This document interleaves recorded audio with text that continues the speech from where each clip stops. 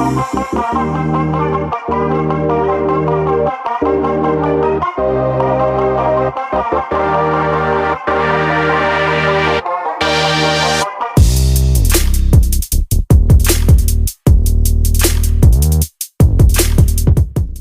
toutes et à tous, bonjour mesdames, messieurs. Très ému de savoir que vous êtes très nombreux devant vos postes téléviseurs pour suivre l'intégralité de votre émission d'échange, d'analyse et d'actualité à caractère socio-politico-juridique. Une émission qui est toujours présentée par votre humble serviteur, William Témon, combattant de la liberté. Mesdames, messieurs, pour cette émission spéciale, j'ai l'honneur et le plaisir de recevoir pour vous aujourd'hui Monsieur Raphaël Ekanda. Il est cadre au sein de partis politiques. Monsieur Ekanda, bonjour et bienvenue. Bonjour, merci, messieurs les journalistes. Comment allez-vous? Oui, je vais très bien. Qu'est-ce que je manquais à dire au sujet de votre présentation? Non, la présentation a été bonne. Je me nomme Raphaël Ekanda, comme vous venez de le dire. Je suis fédéral au parti cher à l'honorable Vital Kamerhe, Union pour la Nation Congolaise. Je suis fédéral à Mongafulade. Bien. Mesdames, Messieurs, il s'est présenté. Vous comprenez qu'il est fédéral du parti politique Union pour la Nation Congolaise. Parti cher à l'honorable Vital Kamerhe Lwakanikiniki. Mesdames et messieurs, en ce qui concerne cette émission, nous allons parler des élections de 2023 et en dehors de ça, nous allons parler de l'insécurité à l'est de la République démocratique du Congo. Que faut-il faire pour instaurer la paix à l'est de la République démocratique du Congo? Nous allons parler tout au long de cette émission. Toujours tout au long de cette émission, nous allons parler de l'union sacrée, l'accord cash. Où en sommes-nous avec cet accord? Est-ce que la venue de l'union sacrée est venue aborder l'accord entre M. Félix Antoine Tshisekedi Tshilombo, l'actuel président de la République, et son ancien partenaire, M. Vital Kamerhe, le pacificateur? Mesdames, Messieurs, avant de débuter cette émission, j'aimerais qu'on nous propose un élément du côté de la régie et nous allons revenir tout juste après pour démarrer l'émission. Régie, image. Vous êtes dans l'union sacrée. Qui a nommé ces gens? C'est Félix. Mais c'est vous qui contrôlez à l'Assemblée nationale. Vous êtes dans l'union sacrée. Si un ministre travaille mal, vous le faites tomber, non? Tu dis que c'est nous qui contrôlons l'Assemblée nationale. Vous contrôlez le gouvernement ou vous l'Assemblée nationale? Nous contrôlons le gouvernement. Vous l'union sacrée. Tu es avec moi ici au Congo. Tu crois vraiment que certaines choses peuvent passer au palais du peuple? Aujourd'hui, vous avez un ministre, c'est lui que tu tires là. Ça comme un qui fleuve. Tu as un problème, tout ça. Il y a une affaire foncière. Problème de ça comme. Donc, même sur le ministre, niveau, on a Zoyibela. A dit commissionnaire la banda. Au moins, l'église a mouton, ministère la même. Nous avons tegé le pan, on a ça comme. Commissionnaire la banda, on va mener qu'à la terre prédilection dans les ministres affaires foncières. Peter, ceux qui te saluent ma casse, tu es ton ton, ça comme un qui fleuve. À côté, partout. Bien, mesdames, messieurs, nous sommes de retour sur ce beau plateau de l'émission Les Congolais s'expriment. Je vous rappelle que je récite pour vous aujourd'hui Monsieur Raphaël Ekanda. Il nous dit qu'il est cadre au sein du parti politique INC. En fait, Monsieur Raphaël Ekanda, vous venez de suivre l'extrait de l'émission de l'honorable Daniel Safa avec notre confrère Peter Siani. D'abord, je peux savoir quelle est votre analyse quant aux propos de ce député national qui traite un ministre de l'Iboumoumounene. En fait, ces propos, comment jugez-vous ce genre de propos? Surtout quand ça vient d'un député. Le mal de la démocratie populaire, comme je l'ai toujours dit, du côté négatif, n'est-ce pas, de cette démocratie dite populaire est que on donne le micro, on tend le micro à n'importe qui, même à un délinquant, même à quelqu'un qui a des problèmes psychiques. Non, mais quand même, ça vous fait un député national. Laissez-moi terminer, je ne parle pas encore de Daniel Safou, d'une manière générale. J'ai dit le côté négatif de la démocratie populaire est qu'on donne même à un délinquant le micro pour s'exprimer. Et pourtant, la place d'un malade, c'est à l'hôpital. Et je préfère inviter à partir de votre micro le général Silvano Kassongo qui fait bien son travail, de donner les moyens suffisants aux services qui luttent contre le produit, la vente de produits stupéfiants à Kinshasa, de renforcer ces services parce que suite aux consommations de ce genre de produits, les gens se livrent aux actes de vandalisme, à des injures publiques, ce qui n'est pas intéressant. Parlons maintenant de M. Safou dont vous faites allusion, dont vous appelez honorable, et pourtant il n'a rien d'honorabilité. C'est quelqu'un, ça n'engage que moi, c'est quelqu'un qui souffre d'un problème psychique, ça il faut le savoir, parce que je vois mal un parent qu'il est passer à la télé, insulter un autre parent comme lui. Et pendant qu'il profère ses propos injurieux, ses propres enfants sont en train de le suivre à la télé. Il a voulu faire du spectacle lors de l'émission que nous venons de suivre tous ensemble, en amenant tant de paperasses pour faire voir à l'opinion que Molène doit détourner, Molène doit faire ci, cela. Mais du début jusqu'à la fin de l'émission, il n'a brandi aucune preuve à part tâtonner. Donc vous sentez que c'est quelqu'un, un aîné, n'est-ce pas, un jaloux tout simplement, qui a tenté de soutirer à l'excellence Molendo Sakombi quelques sous et n'a pas obtenu cela. C'est comme ça qu'il s'est livré à ces actes que je trouve vraiment immoral, n'est-ce pas, un acte immoral qui n'est pas digne d'un député. Récemment, là, vous venez de suivre, vous l'avez suivi, n'est-ce pas, un député qui profère des propos injurieux à l'endroit de nos mamans que nous devons beaucoup respecter. Apparemment, on l'avait piégé. Comment on peut le piéger? S'il a été piégé, c'est que l'opinion, c'est que c'est comme ça qu'il est. Non. Un instant. Si cela est vrai, comme tu l'as dit, il a été piégé. On ne peut te piéger que sur des comportements que tout le monde sait, c'est comme ça que tu es, n'est-ce pas ça? Donc confirmez-vous que M. Molendo Sakombi avait piégé l'honorable Daniel Safou? Je n'ai pas dit ça. J'ai répondu à l'hypothèse que toi tu as évoquée en disant que Daniel Safou a été piégé. Moi, je t'ai dit que c'est faux, il n'a pas été piégé, c'est comme ça qu'il est. Tu comprends ça? C'est comme ça qu'il a toujours été, il n'a pas été piégé. Même s'il faut aller dans cette hypothèse dont tu fais allusion qu'il a été piégé, on ne peut piéger quelqu'un, c'est par rapport à un comportement qui est connu de tous, que celui-là, non, c'est un ivrogne.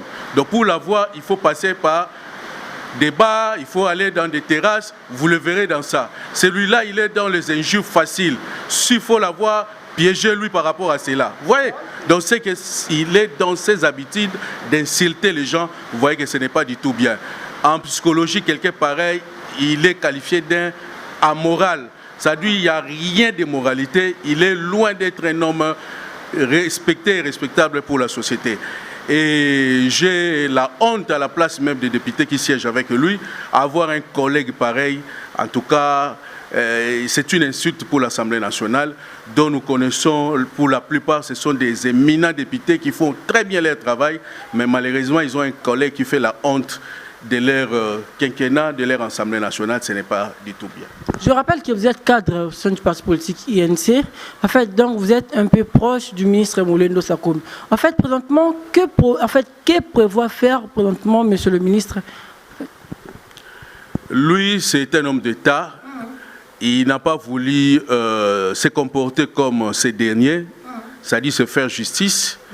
Il a porté plainte. Non, il n'avait pas répondu à Daniel Safou. Il avait juste essayé d'éclairer l'opinion par rapport à toutes ces affirmations gratuites que Daniel Safou a évoquées. À ce stade, il y a une plainte qui a été déposée auprès du procureur, près de la Cour de cassation. Et ce dernier a saisi par le réquisitoire le bureau de l'Assemblée nationale pour que ces bureaux, n'est-ce pas, puissent mettre à sa disposition le monsieur Daniel Safou pour qu'il soit instruit par rapport aux greffes qui lui ont été reprochés. Donc je comprends bien, il y a déjà une plainte qui est déposée contre l'honorable Daniel Safou. C'est ce que j'ai dit. Il y a une plainte de l'excellence Molendo Sakombi qui a été déposée contre Daniel Safou. Okay. Il faudrait aussi retenir qu'il y a des dossiers. Il y a le dossier de l'excellence Molendo qui a porté plainte contre Daniel Safou auprès du procureur près de la Cour de cassation. dont le procureur, comme je venais de le dire, a saisi le bureau, n'est-ce pas, de l'Assemblée nationale pour que ce dernier autorise son instruction. Il y a encore deuxième chose, peut-être lui-même n'est pas encore au courant, il y a un collectif de mamans qui se sont sentis indignés par rapport... oui, des mamans congolaises, bien sûr. Par rapport... Ils sont instrumentalisés. Par rapport, ça ne peut venir que de Daniel Safou. Laissez-moi te donner la vraie information. Tu es journaliste d'investigation. Si ce que je dis est faux, descendez sur le terrain et dans les jours à venir, tu vas le voir. Tu vas voir ça. Et pendant ce temps, au niveau de l'Assemblée nationale, vous avez suivi comme moi, n'est-ce pas, qu'il y a une commission instituée par le bureau, composée de 15 personnes, pour statuer sur le cas de Daniel Safou par rapport à ses propos injurieux à l'endroit de nos mamans. Je pense que vous l'avez suivi, cela ne vient pas de moi. Bien, mesdames, messieurs, je pense qu'il a éclairé la lanterne dans ce qui concerne le dossier qui oppose l'honorable Daniel Safou Mouchibouni et son Excellence Molendo Sakombi Vémol. Je vous salue là où vous nous suivez, mesdames, messieurs. Parlons maintenant de l'insécurité à l'est de la République démocratique du Congo. En fait, que faut-il faire pour amener la paix à l'est de la République démocratique du Congo? Monsieur Kanda, vous avez la parole. En fait, que pouvons-nous faire aujourd'hui pour amener la paix à l'est de la République démocratique du Congo? Kabila l'a essayé, ça a un peu marché, mais depuis que Félix Tshisekedi est là, en fait, les Congolais ont comme l'impression que les cas s'est empiré. En fait, en tant que Congolais, libre et penseur que vous êtes, politique que vous êtes, en fait, que pouvons-nous faire pour amener la paix à l'est de la République démocratique du Congo? Vous avez la parole. Je pense que nous devons nous inspirer de ce que notre président national du parti avait fait comme une proposition. Nous devons encore nous inspirer de l'attitude du chef de l'État, dont je salue son degré de patriotisme, n'est-ce pas, pour ce grand Congo. Le président national du parti INC avait bien proposé, après sa tournée dite Amani à l'est de la République démocratique du Congo, que cette affaire de l'Est, le M23, ne sont que des marionnettes. Les tueurs de ficelles sont ailleurs. Les gens qui donnent le moyen en logistique, les moyens financiers, même les effectifs militaires sont ailleurs, n'est-ce pas? C'est comme ça qu'il avait demandé que nous puissions, dans un premier temps, dialoguer avec le Rwanda, dialoguer avec l'Ouganda. Mais on l'a plusieurs fois essayé dans le passé, ça n'a pas marché. Laissez-moi chuter. Oui, oui. Si dans le passé, nous avons eu à le faire, il faudrait savoir, nous avons eu à le faire dans de quelles conditions. Est-ce que dans le format proposé par l'honorable Vital Kamerhe? Je ne pense pas. Maintenant, en faisant cette proposition, cela ne veut pas dire, cela n'exclut pas l'aspect militaire. Parce que quand vous négociez même en diplomatie, il y a ce qu'on appelle le moyen de pression en diplomatie. N'est-ce pas, garder les M23 sur nos territoires, n'est-ce pas ça? C'est comme ça que j'ai dit, nous devons aussi nous inspirer de la sagesse du chef de l'État, au-delà de la diplomatie qu'il a eu à mener partout, à l'Occident, aux Nations Unies, au Rwanda, en Ouganda, mais cela n'a pas poussé le chef de l'État à croiser les bras. Aujourd'hui, vous-même, vous avez vu l'arsenal militaire que le chef de l'État a mis à la disposition de notre armée. Aujourd'hui, vous le savez très bien, le budget qui vient d'être voté, n'est-ce pas, pour notre armée. Ça n'a jamais été le cas depuis que le Congo est Congo, d'avoir un budget d'1 milliard de dollars pour la sécurité et la défense de notre pays. Donc, nous devons nous inspirer de ces deux personnalités. Je pense qu'avec ça, cette histoire des rébellions en répétition prendra fin. En fait, en quoi est-ce que les dialogues proposés par M. Vital Kamerhe sera-t-il différent d'autres dialogues que nous avons entrepris dans le passé? Les dialogues proposés par l'honorable Vital Kamerhe consistent à dire au Rwanda que nous sommes condamnés de vivre ensemble. Nous sommes des frères africains, en lieu et place de passer la nuit, d'utiliser des marionnettes pour tuer les Congolais. Aujourd'hui, nous comptons des millions de Congolais, juste pour que les Rwandais bénéficient indignement de nos minéraux. Pourquoi ne pas passer par la grande porte, signer les accords commerciaux avec les gouvernements, n'est-ce pas? Et en ce moment-là, je ne pense pas que vous aurez encore d'autres alibis de nous créer cette histoire de guerre inutilement. De même avec l'Ouganda. Ce sont des pays, naturellement, n'ont pas bénéficié de la grâce divine que le Congo a bénéficié en ayant tout ce que nous avons comme richesse potentielle. Mais cela ne peut pas nous rendre si chiches à ne pas partager avec les voisins. Mais on ne peut pas partager pour perdre. Nous partageons pour que le Congo gagne et le Rwanda gagne. C'est ce genre de dialogue que nous voulons nous engager avec le Rwanda et l'Ouganda. Le chef de l'État l'avait déjà commencé. Il y a plusieurs accords commerciaux qu'il avait eu à signer avec le Rwanda. Ça n'a jamais été publié. Des accords qui n'ont jamais été publiés. Non, les accords dont les polémiquaires des réseaux sociaux font allusion, le président Félix Tshisekedi n'a jamais signé ce genre d'accord. Je parle des accords commerciaux. Ça a été signé entre nos ministres. Ça s'est fait dans tous les pays civilisés, dans tous les pays modernes, ça s'est fait. Mais les accords qui étaient signés à l'époque, ou jusqu'à aujourd'hui nous ne connaissons pas, il ne s'agit pas de cet accord dont je fais allusion. Moi, je parle de comme... Ça n'a jamais passé dans les journaux officiels. Les accords que M. Tshisekedi avait signés avec son homologue rwandais. Non, peut-être tu n'étais pas à Kinshasa au Congo comme moi. Cela a été même montré à la télé. On voyait les chefs de l'État se rendre... C'est quoi les fonds?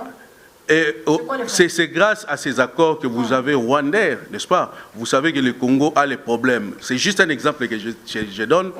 Vous savez que le Congo a les problèmes sérieux sur le transport aérien, n'est-ce pas?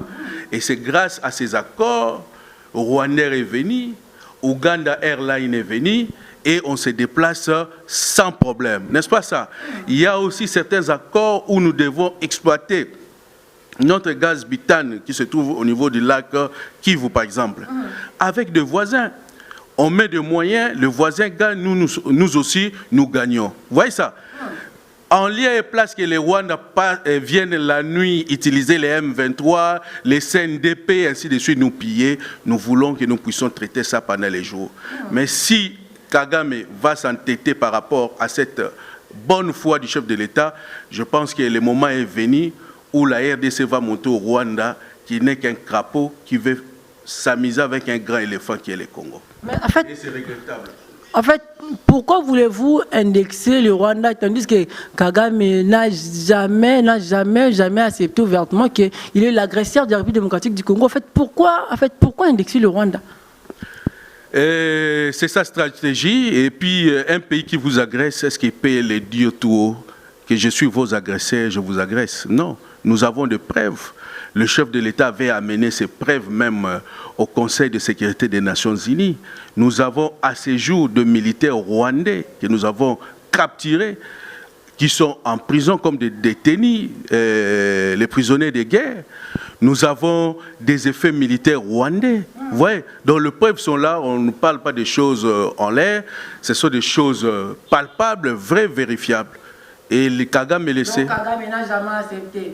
Il n'acceptera jamais. Mais c'est à nous de montrer, de prouver en face du monde le preuve qui prouve à suffisance que nous sommes agressés par les Rwandais. Raison pour laquelle nous avons des militaires rwandais, nous avons des effets militaires rwandais chez nous que nous avons eu à démontrer par l'entremise du commandant suprême des forces armées, qui est le chef de l'État, aux Nations Unies, aux médias. Je pense que vous devez voir les images qui prouvent à suffisance que les Rwandais est notre agresseur. En fait, en quelques minutes, il s'agit de lancer un message au FARDC. En fait, enfin de le motiver, ça sera quoi votre message? C'est le message de soutien. Les FARDC, nous sommes derrière vous. Je n'ai jamais vu une armée dans le monde qui a le soutien du peuple n'est pas remporter la guerre. Dieu est derrière vous, le peuple congolais dans son ensemble, quelle que soit notre tendance politique.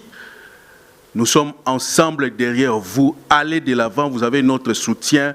Vous allez bouter l'ennemi dehors et nous allons retrouver notre paix tant attendue. Bien, mesdames, messieurs, je rappelle que je récite pour vous aujourd'hui Monsieur Raphaël Ekanda. Il est cadre au sein du parti politique INC. Mesdames, messieurs, à présent, en fait, nous allons parler politique. On parle politique à présent. En fait, que devenir l'accord cash entre l'IDPS et l'INC? est-ce que l'union sacrée, en fait, c'est une manière de mettre hors d'état de nuire les anciens alliés du président Félix Antoine Tshisekedi, qui est en fait l'INC.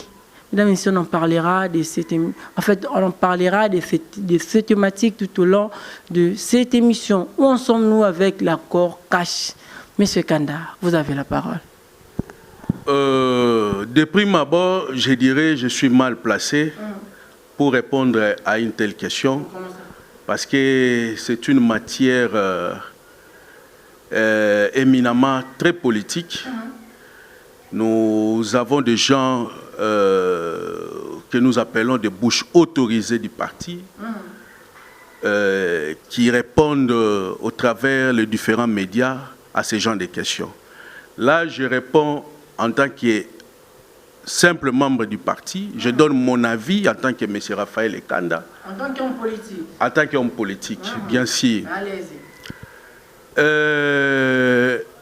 Ce que je peux demander à nos téléspectateurs qui nous suivent, de ne pas beaucoup se fier aux propos des militants de tous bords, INC, IDPS, parce que en réalité, ils ne maîtrisent pas grand-chose sur ce qui se passe entre le président de la République, qui est l'autorité morale de l'IDPS, et le président national de l'INC, l'honorable Vital Kamerhe.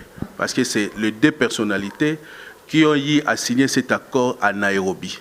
Ce n'était même pas l'INC, ce n'était même pas l'IDPS, c'était les deux personnalités qui ont signé ces accords. Mais Kamerhe a engagé l'INC et M. Félix Tshisekedi, à l'époque, a engagé l'UDPS. Tu dis la même chose que moi. À ce jour, selon moi, les courants passent très bien. Les deux sont en odeur de sainteté. Le chef de l'État a toujours consulté son partenaire Vital Kamerhe, surtout pour des questions cruciales de la vie politique de notre pays. Il a toujours consulté son partenaire. Son partenaire, tu m'as présenté, je suis cadre du parti. Il nous a toujours réussi dans des réunions politiques. En aucun jour, il a parlé en mal contre le président Félix Tshisekedi. Cela prouve à suffisance que entre les deux partenaires, les choses évoluent très bien. Ils sont toujours ensemble. Tshisekedi, soutenu par M. Kamerhe et son parti, n'est-ce pas? Le président Kamerhe sera le premier ministre. Mais vous le savez, tous, ça n'a pas été le cas. Ce n'est pas la faute du président de la République, c'est le contexte politique qui a fait à ce que nous ne puissions pas avoir la primature. Et ce n'est pas la fin du monde. Connaissant mon président national, il est là pour le pays, il n'est pas là pour le poste. Ensemble avec l'accord de Nairobi. Je pense que tu dois déjà avoir la réponse. Notre existence au sein du gouvernement Samba Lukonde répond éloquemment que nous sommes toujours ensemble. Sinon, on n'allait pas être au gouvernement. On est là grâce à ces accords. Ne pensez-vous pas que l'union sacrée est l'élargissement de l'accord de Nairobi? Oui, en quelque sorte, parce qu'il y a d'abord CASH, c'est-à-dire IDPS INC, qui constitue CASH, plus d'autres partis politiques. Et ensemble, nous avons constitué cette grande famille. Donc, ne faisons pas de l'amalgame, tout se passe bien jusque-là. Nous sommes en famille, je sais que le petit problème ne manque pas. Et ça va se corriger à l'interne. C'est comme ça, tout au début de ma réponse par rapport à cette question, je t'ai dit de ne pas prendre en considération ce que certains parlementaires debout disent, n'est-ce pas? Ce sont des gens, je compatis avec eux. Ils ont milité, ils n'ont pas le travail. Ils souffrent. Ils ont des problèmes sérieux à résoudre, des loyers, le minerval des enfants. Et vu cette colère, c'est comme ça qu'ils se livrent à ce genre d'exercice. Donc, je ne les condamne pas. IDPS et INC, les courants passent très bien. Allez demander ça au secrétaire général de l'IDPS, demandez ça à l'autorité morale de l'IDPS, demandez au secrétaire général de l'INC, au président national de l'INC. Vous n'aurez pas les réponses que vous avez toujours obtenues au travers de ces parlementaires debout. Et pensez-vous que l'INC aujourd'hui a la même considération en fait que l'INC de 2018? En tout cas, ça m'étonne que tu me poses cette question. Bon, tu es journaliste, c'est ton droit de poser ce genre de questions. Vous venez récemment de suivre le président national de l'INC, le docteur Vital Kamerhe, qui a fait sa tournée à l'Est de la République. Si nous sommes tous sincères, même les téléspectateurs... Un instant. Je vais arriver là. Je réponds d'abord à la première question qui est très importante. Vous avez vu des foules et des foules que l'honorable Vital Kamerhe a y drainer partout où il est passé à l'Est de la République. Que ce soit Sud Kivu, Nord Kivu, province orientale. Même dans le fief naturel de certains président des partis politiques, lui-même, ce président, n'a jamais, je ne cite le nom de personne, je vous dis, il a été là-bas, vous avez vu des foules que le président Kamerhe a y drainer. Ça signifie que ce monsieur a la rage. Là, vous parlez de lui. C'est vous qui parlez de Bahati. Juste une question de curiosité. C'est vous qui parlez de Bahati. Moi, j'ai dit ceci, que le président national a drainé des foules partout où il est passé. Cela prouve à suffisance que l'INC, c'est une grande force politique.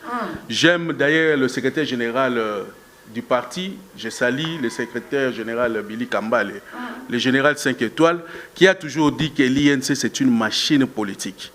Quelqu'un qui a fait 2 ans en prison, il sort même pas un mois. Des millions de personnes l'ont suivi, sont venus l'attendre. Ce n'est pas donné à tout le monde. Vous dites qu'il n'a pas cité le nom du chef de l'État.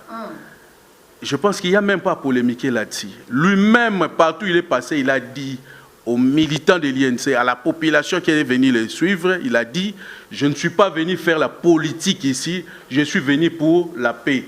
Quelqu'un qui est venu pour la paix, il ne peut que prêcher la paix. Et d'ailleurs, je t'informe, si tu n'es pas au courant, j'informe aussi à notre téléspectateur, avant même cette tournée, le président national de l'INC a été reçu par le chef de l'État. Ils ont échangé, entre autres, à ces sujets. Donc, il n'y a pas de polémique à faire. Il était parti pour la paix, il n'était pas parti faire la politique pour aller citer les noms de son partenaire qui jusqu'à aujourd'hui, le courant, comme je l'ai toujours dit, passe très bien. Et je vous pose cette question. Promettez-moi que vous allez être sincère. Je l'ai toujours été. En fait, l'article 12, l'article 12 de l'accord entre, l'article 12 de l'accord entre Félix Tshisekedi et M. Vital Kamerhe prévoit que Vital Kamerhe soutiendra Félix Tshisekedi pendant 5 ans et à son tour, et après 5 ans, Félix Tshisekedi va soutenir le président Vital Kamerhe en tant que candidat président de la République. Pensez-vous que ça peut être possible en 2023? En tout cas, jusqu'à ce jour, personne n'a dit le contraire. Que ce soit son partenaire qui est le chef de l'État, que ce soit lui-même, l'honorable Vital Kamerhe, personne n'a dit le contraire. Je réponds à ta question. J'ai dit jusqu'à ce jour, les élections c'est en 2023. Que ce soit le président de la République que nous continuons à soutenir jusqu'à ce jour. Il a tout notre soutien. Que ce soit le président national de l'INC, personne n'a dit le contraire.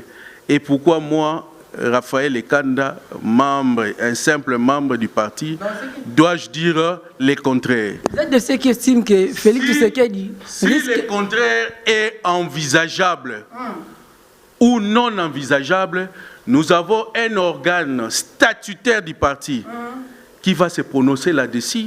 Il s'agit de notre direction politique nationale. Ça ne revient ni à moi, ni au secrétaire général, ni à qui que ce soit de statuer là-dessus.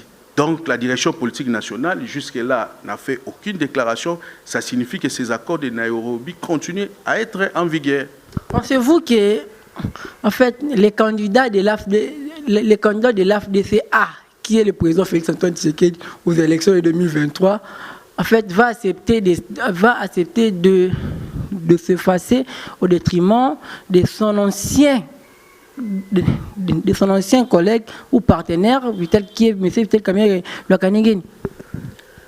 En politique, comme nous avons toujours dit, les alliances se font, se défont, n'est-ce pas? Ne suivez pas les déclarations des hommes politiques aujourd'hui. À la veille des élections, vous allez voir les gens se regrouper dans des structures électorales. Vous voyez? Donc, c'est ça ce qu'on appelle le dynamisme en politique. Il a dit aujourd'hui, oui, c'est son droit. C'est le président d'un parti politique, il n'a qu'à donner la position de son parti, n'est-ce pas? Maintenant, arrivons le jour J, venez me poser une telle question et je vais vous répondre. Pensez-vous qu'il va accepter de s'effacer? Qui savait qu'un jour, l'INC de l'honorable Vital Kamerhe pouvait accepter de soutenir... Non, un instant, j'ai dit ceci. Qui savait qu'un jour, l'INC de l'honorable Vital Kamerhe pouvait accepter de soutenir le président de la République en 2018? C'était impossible, n'est-ce pas? Chez certaines personnes, n'est-ce pas? C'était un calcul politique difficile. Mais les gens étaient surpris de voir l'honorable Vital Kamerhe avec sa grande machine politique qui est l'INC accompagner les chefs de l'État. Il ne pesait pas trop en fait, par rapport à son partenaire à l'époque, M. Félix Tshisekedi. Non, mais le président Vital Kamerhe, dans le temps en 2016, en 2011, pardon, il avait prouvé de quoi il est capable. Plus de des millions de Congolais l'avaient voté. Il était 3e aux élections. Mais le président Félix Tshisekedi n'était pas candidat. Et en 2018, un instant, en 2018, on ne pouvait pas non plus connaître son poids politique en tant qu'individu, Félix Tshisekedi. Mais on l'a appuyé, on l'a accompagné et il a gagné les élections. Maintenant, pourquoi minimiser quelqu'un dans le temps qui avait démontré déjà de quoi il était capable, avec des millions de Congolais qui l'avaient voté, qui était 3e sur la liste au niveau de la présidence de la République? En fait, si je comprends bien, selon votre compréhension, pensez-vous que M. Vital Kamerhe pèse plus que M. Félix Tshisekedi aux élections de 2018? Ce n'est pas ce que j'ai. Ce n'est pas ce que j'ai dit. J'ai dit et je reprends. J'ai dit le président Vital Kamerhe, qui était sorti 3e aux élections présidentielles de 2011. Personne ne pouvait s'imaginer qu'il allait soutenir quelqu'un qui n'avait pas une expérience dans la course présidentielle. Ça a été fait. Cela ne veut pas dire qu'il avait plus de poids que le président Tshisekedi ou bien le président Tshisekedi plus de poids que lui. J'ai répondu à ta question par rapport au contexte dans lequel vous m'avez posé cette question. Bien. Mesdames, Messieurs, espérons que M. Félix Tshisekedi acceptera de s'effacer au détriment de son ancien partenaire qui est M. Vital Kamerhe, le Kanging. Mais en fait, en ce qui concerne les enjeux de l'ère, les Congolaises et Congolaises, la majorité des Congolaises et Congolaises estiment que ça sera impossible. En ce qui concerne les enjeux de l'ère. Mesdames, Messieurs, 2 minutes 30 secondes nous séparent de la fin de cette émission. Je vous rappelle que je récite pour vous aujourd'hui M. Raphaël Ekanda. Il est cadre au sein du parti politique INC d'ailleurs, il est le fédéral de Mongafula 2, donc cadre avec fonction au sein du parti. En fait, Monsieur Kanda, je vous ai reçu aujourd'hui, j'ai l'honneur. En fait, nous sommes arrivés presque à la fin de cette émission. Si possible, regardez la caméra et conclure l'émission par rapport à tout ce que nous venons de dire tout au long de cette émission. Oui, avant de conclure, j'aimerais réagir à tes propos. Vers la fin, tu as parlé des populations qui ne sont pas prêtes à croire que l'actuel chef de l'État peut soutenir le président national Vital Kamerhe en 2023. Je ne sais pas si c'est sur base de quel sondage. Mais nous avons fait et nous continuons à faire des sondages tous les jours, que ce soit dans les réseaux sociaux, que ce soit dans le milieu que nous fréquentons. Je pense que la même population nous dit le contraire de tout ce que vous venez de dire. Pour Chité, nous continuons à soutenir les FARDC, aller de l'avant, la population, elle est derrière vous. Nous soutenons le chef de l'État avec tout ce qu'il est tenté d'entreprendre, n'est-ce pas, pour que nos forces armées soient bien équipés. Je pense que nous sommes obligés de les soutenir. C'est vraiment quelqu'un que le Congo attendait depuis longtemps pour que nous puissions quitter du gouffre où le régime passé nous a eu à nous mettre, à nous imposer. Donc le chef de l'État, vous avez notre soutien. Que tous les partis politiques, que ce soit de l'opposition, que ce soit de la majorité, nous devons répondre à l'appel du chef de l'État par rapport au message qu'il venait de faire pour la nation. Merci beaucoup pour l'invitation. Je pense que ça ne serait pas la dernière fois que nous puissions nous retrouver et échanger autour des sujets de l'actualité. Je suis bien disposé à faire ce genre d'exercice. Merci. Bien, mesdames, messieurs, l'invité a convaincu ou pas? Là, c'est une question que je vous pose. Nous sommes arrivés presque à la fin de cette émission. Je sais que vous avez aimé, n'oubliez pas de dire un grand merci à Olivier Youé qui était derrière la caméra et aussi à Emmanuel Mbosso qui était aussi derrière la caméra. Quant à moi, votre humble serviteur, William Temo, combattant de la liberté, je vous dis au revoir. On se retrouve prochainement avec le même plaisir. Bye.